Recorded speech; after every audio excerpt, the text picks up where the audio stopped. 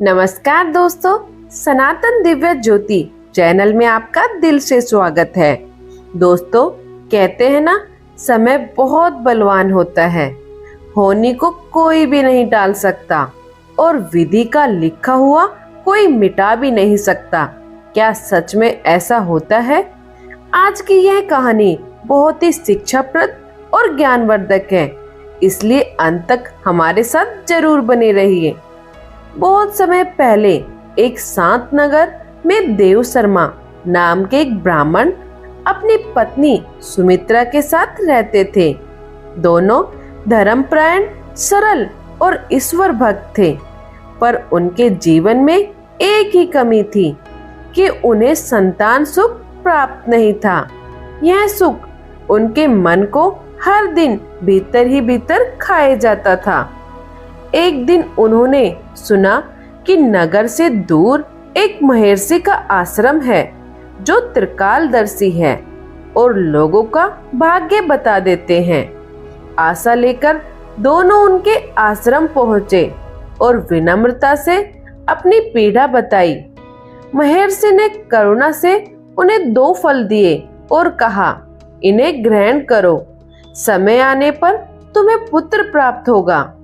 कुछ दिन बाद उनके घर एक पुत्र जन्मा। घर में मानो खुशियों का सागर उमड़ पड़ा। बच्चे का नाम रखा गया आर्यन। समय बीतता गया। जब आर्यन 8 वर्ष का हुआ तो देव शर्मा उसे लेकर महर्षि के पास पहुंचे और बोले, गुरुदेव, कृपा करके इसके भविष्य के बारे में मुझे बताइए। महर्षि ने बालक को अपने सामने आसन पर बैठाया। उन्होंने आंखें बंद की, मन को एकाग्र किया, फिर अपने ग्रंथ खोले और गणना करने लगे। कुछ क्षण बाद उनका चेहरा गंभीर हो गया। धीरे स्वर में उन्होंने कहा, देव शर्मा, इस बालक का विवाह एक मछुआरे की कन्या से होगा। यह सुनते ही देव शर्मा का हृदय जैसे कांप उठा। उन्होंने सोचा, मैं ब्राह्मण कुल का ज्ञानी और मेरे पुत्र का विवाह मछुआरे की बेटी से? नहीं, मैं यह नहीं होने दूंगा। उन्होंने महर्षि से उस कन्या के बारे में विस्तार से पूछा। महर्षि ने बताया, नदी के तट पर रहने वाले एक मछुआरे की 3 वर्ष की पुत्री वहीं इस बालक के भाग्य में लिखी है। उस दिन से देव शर्मा के मन में एक ही विचार घूमता रहा, भाग्य को बदलना है। कुछ दिनों बाद वे साधारण वेश धारण कर नदी किनारे उस मछुआरे के घर पहुंचे। मछुआरे ने उनका आदर किया। बातचीत के दौरान देव शर्मा ने कहा, मैं तपस्वी हूँ और मुझे ज्ञात हुआ है कि तुम्हारे घर एक बड़ी विपत्ति आने वाली है। यदि तुम अपनी छोटी पुत्री को मुझे दे दो तो मैं उसका पालन करूंगा और तुम्हारा अनिष्ट टल जाएगा। मछुआरा भोला था, पुत्र की इच्छा भी रखता था। भय और आशा के बीच में उसने अपनी छोटी बेटी देव शर्मा को सौंप दी। देव शर्मा उस नन्ही बालिका को लेकर लौट पड़े। रास्ते भर उनके मन में द्वंद चलता रहा कि मैं पाप तो नहीं कर रहा, पर यदि यह जीवित रही तो भाग्य सत्य हो जाएगा। सांझ का समय था। नदी का जल शांत बह रहा था। उन्होंने पास के बढ़ई से एक मजबूत लकड़ी का बक्सा बनवाया, उसमें मुलायम कपड़ा बिछाया, फिर उस मासूम बालिका को सुला दिया। क्षण भर के लिए उनके हाथ कांप उठे, पर अहंकार ने करुणा को दबा दिया था। उन्होंने बक्से को ढक्कन बंद किया, नदी किनारे खड़े होकर गहरी सांस ली और बक्से को जल में प्रभावित कर दिया। बक्सा धीरे धीरे लहरों पर डोलता हुआ दूर जाने लगा। देव शर्मा ने आंखें फेर ली और मन ही मन कहा, अब भाग्य बदल गया। परंतु उन्हें क्या पता था मनुष्य योजना बनाता है पर विधाता निर्णय करता है। बक्सा लहरों पर डोलता हुआ धीरे धीरे दूर चला गया। देव शर्मा कुछ देर तक उसे देखते रहे, फिर मन को कठोर बनाकर लौट पड़े। उन्हें विश्वास था अब भाग्य बदल गया है, परंतु विधाता की लीला अद्भुत होती है। वह बक्सा डूबा नहीं, धारा उसे बहाती हुई एक दूरस्थ गांव के किनारे ले आई। उसी समय एक संतानहीन ब्राह्मण स्नान करने नदी तट पर पहुंचा। उसकी दृष्टि उस लकड़ी के बक्से पर पड़ी। उसने उसे बाहर निकाला और खोला। अंदर एक नन्ही बालिका मुस्कुरा रही थी, जैसे बह से अछूती हो, जैसे स्वयं जीवन का वरदान मिला हो। ब्राह्मण की आंखें भर आई।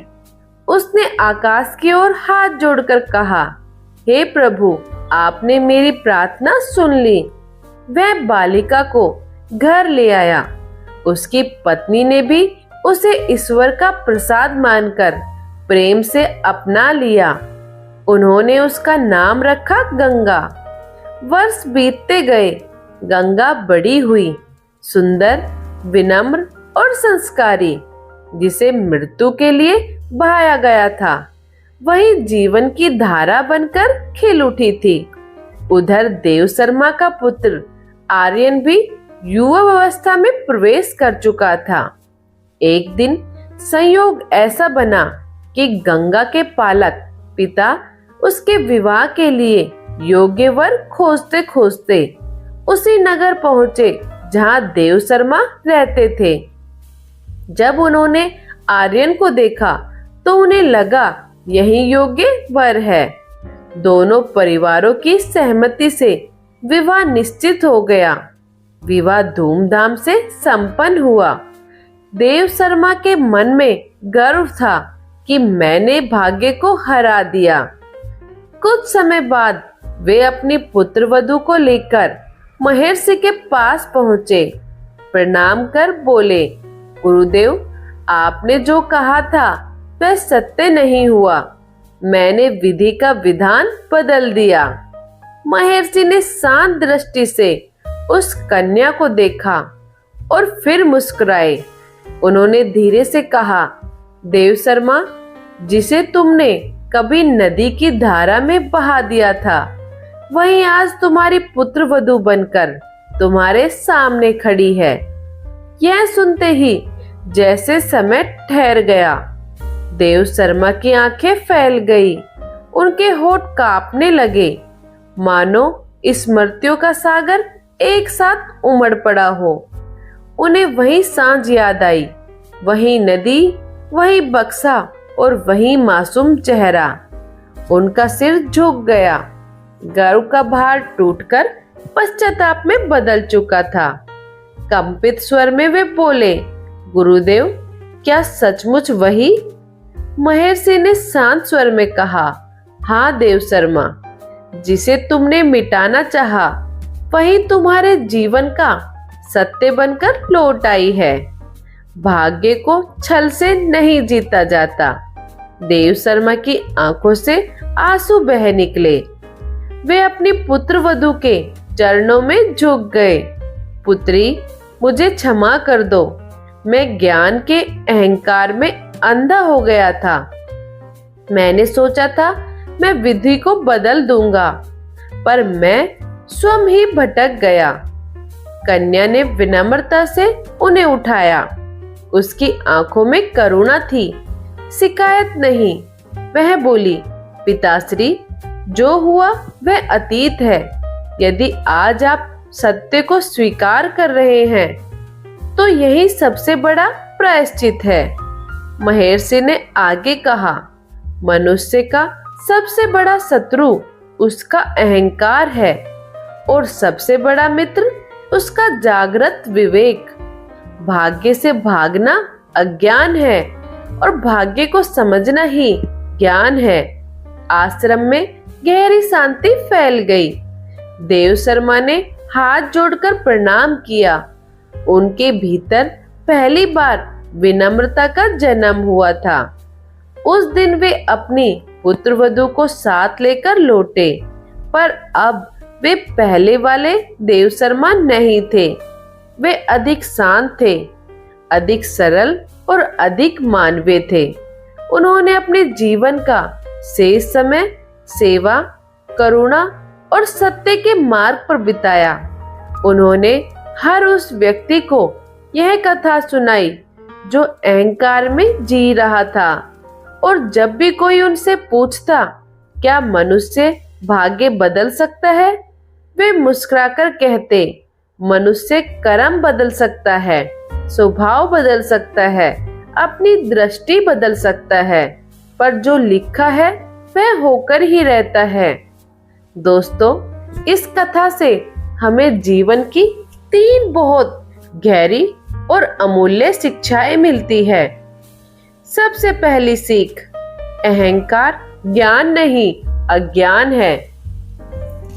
एक नगर में एक अत्यंत विद्वान पंडित रहते थे। वे शास्त्रों के महान ज्ञाता माने जाते थे।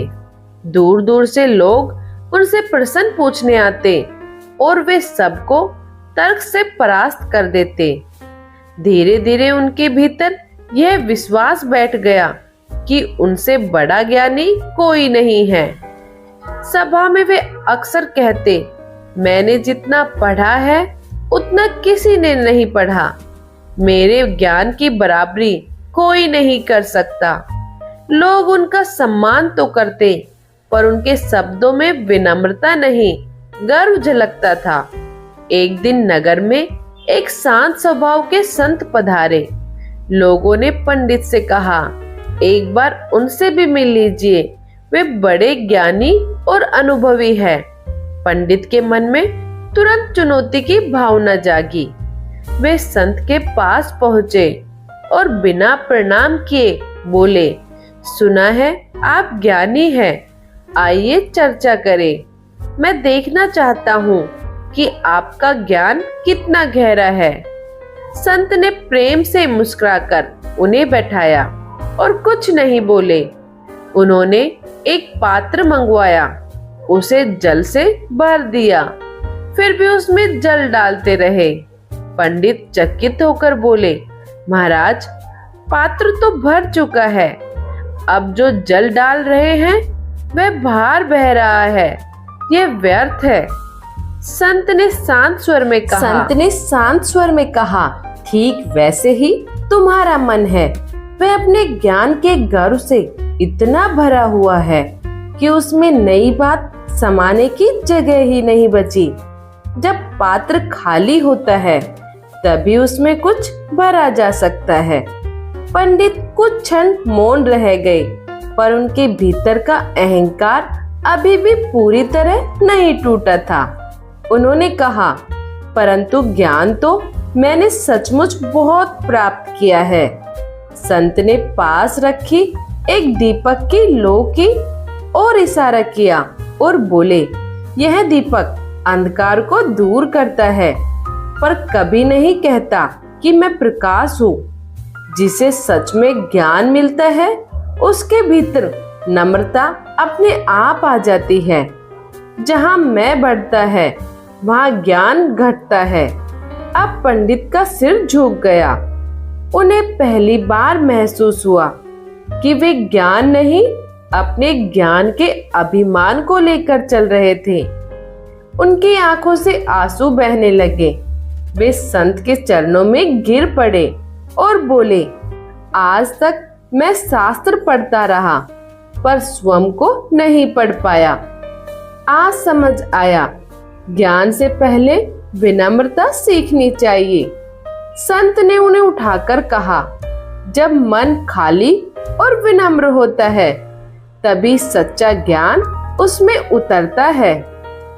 उस दिन के बाद पंडित बदल गए।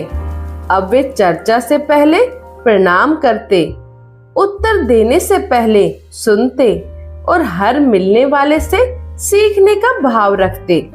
और नगर के लोग कहते, अब वे सच में ज्ञानी हो गए हैं।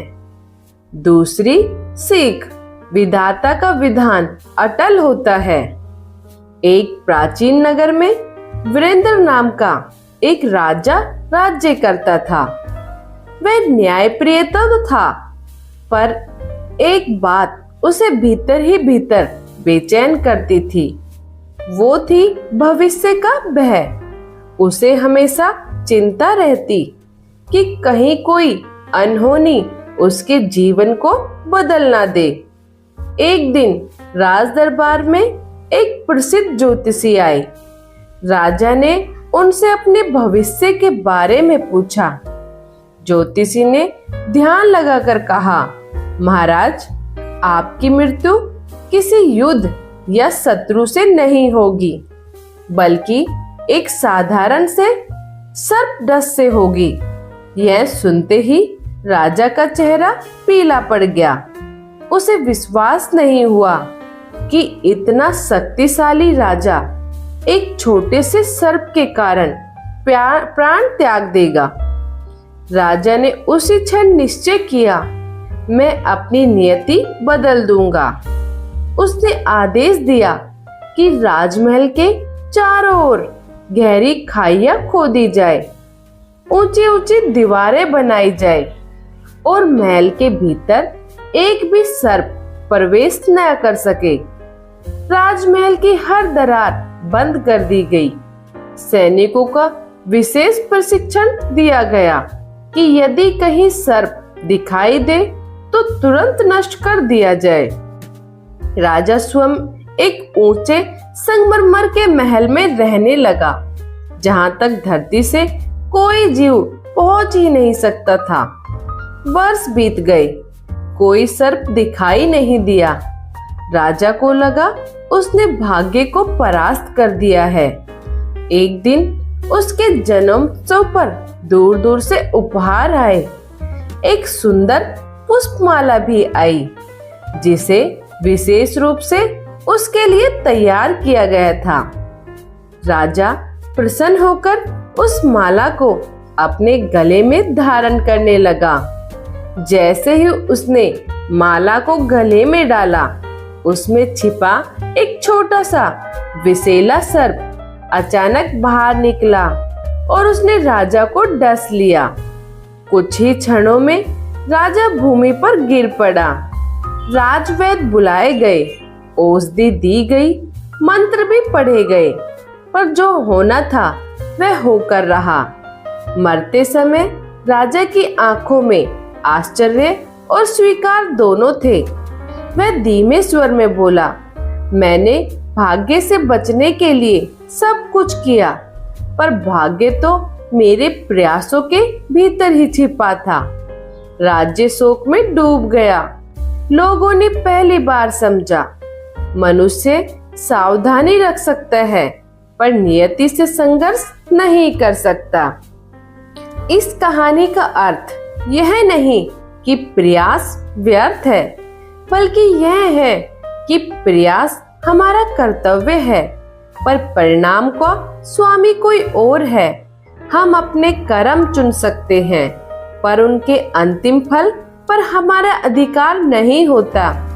जब मनुष्य यह सत्य स्वीकार कर लेता है, तब भय समाप्त हो जाता है और विश्वास जन्म ले लेता है। तीसरी और सबसे बड़ी सीख, स्वीकार ही सच्ची शांति देता है। एक शांत गांव में राघव नाम का एक किसान रहता था। वह परिश्रमी, ईमानदार और परिवार प्रेमी था। उसकी एक ही पूंजी थी, उसका खेत और उसका छोटा सा घर। एक वर्ष भयंकर सूखा पड़ा। आसमान जैसे टूट गया था। बादल आते थे पर बरसते नहीं थे। फसल सूख गई थी, कुएं का जल घट गया था और राघव की मेहनत जैसे मिट्टी में मिल गई थी। राघव बुरी तरह टूट गया था।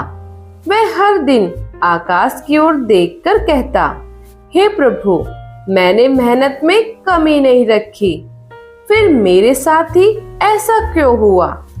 धीरे धीरे उसके मन में क्रोध और निराशा भरने लगी। वह न ठीक से खाता न सो पाता।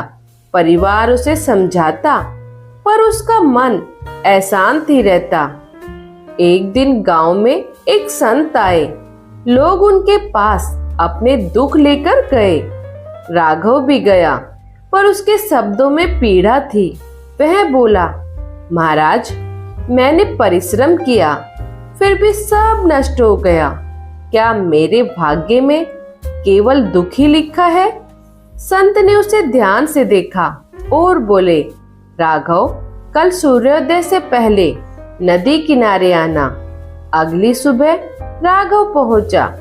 संत ने उसे एक मिट्टी का दीपक दिया और कहा, इसे जलाकर नदी के किनारे रख दो।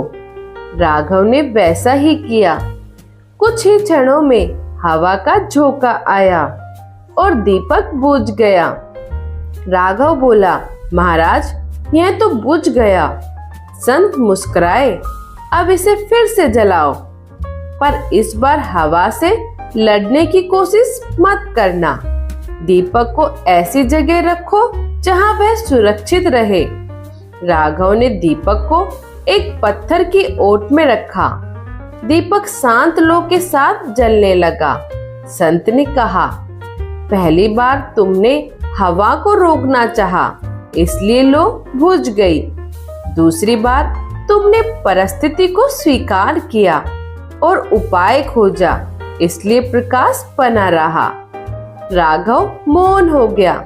संत आगे बोले, जीवन की हवा को तुम रोक नहीं सकते, पर उसे स्वीकार कर अपने भीतर शांति की जगह बना सकते हो।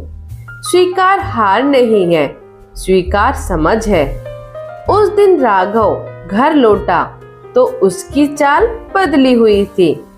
उसने सूखे को शत्रु नहीं माना, बल्कि नई राह खोजने का अवसर समझा।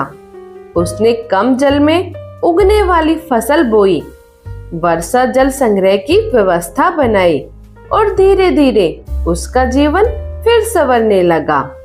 लोगों ने देखा परिस्थिति वही थी, पर राघव बदल गया था और इसके भीतर एक गहरी शांति बस गई थी। जब हम परिस्थितियों से लड़ना छोड़कर उन्हें समझते हैं, तब दुख बोझ नहीं अनुभव बन जाता है। स्वीकार का अर्थ हार मानना नहीं है। स्वीकार का अर्थ है सत्य को पहचान कर सही दिशा में आगे बढ़ना। जहाँ स्वीकार है वहाँ शांति है, और जहाँ शांति है वहीं सच्चा सुख जन्म लेता है। प्रिय दर्शकों, इस पूरी कथा ने हमें जीवन का गहरा सत्य समझाया है। जब मनुष्य अपने ज्ञान पर गर्व करता है, तब वह सीखना बंद कर देता है, और जब सीखना रुक जाता है, तभी पतन शुरू होता है। इसलिए पहली शिक्षा हमें याद दिलाती है कि अहंकार ज्ञान नहीं, बल्कि अज्ञान है।